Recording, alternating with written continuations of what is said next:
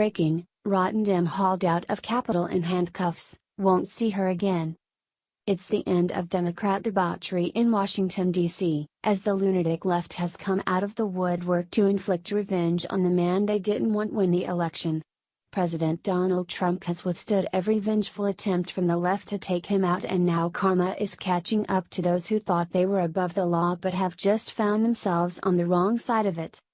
Trump has prevailed over all Democrats' attacks for more than a year, proving he can't be shaken from his position and will be their president for the next 3 to 7 years. However, the derangement syndrome is strong as leftists refuse to accept defeat and Trump as their leader, and continue down their path to destroy him. This has now ended up in arrest for one Democrat lawmaker who has just been hauled off the steps of her state capitol in handcuffs. Now that the law has caught up to her, it will likely be a while before anyone sees her again.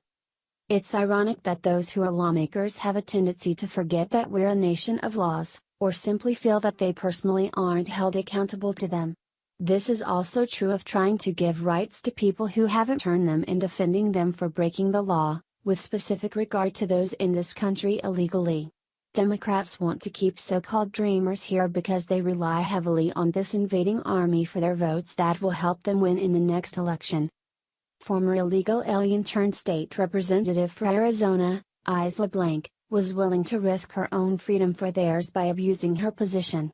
Now she's paying for it and can't expect that the dreamers she did it for will come to her defense.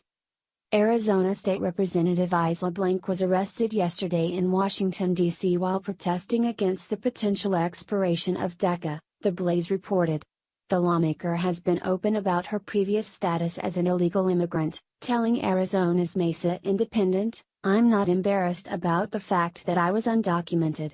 I frankly got tired of people in this state, in particular, Republicans, telling my story, calling me a criminal, demonizing who we are and what we represent." Hundreds of demonstrators descended on the U.S. Capitol, holding sit-ins in the offices of lawmakers, blocking traffic, and chaining themselves to one another outside the Capitol building itself, the report explained. Blank ended up as the shining example to all of her illegal minions of what happens when you break the law, as she was handcuffed on the steps outside the Capitol by police for leading this illegal nuisance of resistance. She may have thought that she was creating a powerful political name for herself but must have forgotten who her president is. Trump doesn't stand for this anti-immigration attitude and will make her as irrelevant for defying him as Blank's male counterpart, who was arrested twice before for the same kind of stunt.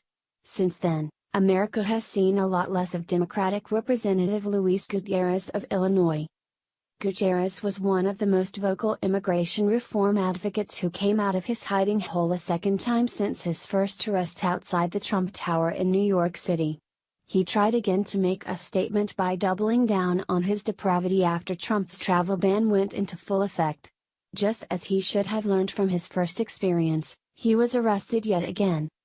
Democratic Representative Luis Gutierrez of Illinois was one of the 200 protesters arrested on the steps of the United States Capitol Wednesday afternoon, the Daily Caller reported at the time of his second arrest. The sitting member of Congress joined members of the Service Employees International Union, SEIU, as they stormed the steps of Congress to demand action on DACA. Both chambers currently are considering a bipartisan measure to replace the order that allowed temporary protected status to illegal residents nationwide. This was after he made headlines several months ago for inciting acts of terrorism against President Trump, where he made a YouTube video encouraging illegals to take to the streets and fight and start an all-out civil war against the president. As the liberal meltdown continues and their lunacy parade continues to get worse, it's only making things better for Trump's re-election efforts in 2020. So for that, thanks, Democrats, for being out of control and letting everyone know you can be trusted. There's only one reason why meltdowns of this magnitude persist, and that's because they feel exposed and vulnerable, that their lies and scandals that are bad for America, but good for them, aren't being kept a secret any longer. Trump should feel free to start planning his re-election parade.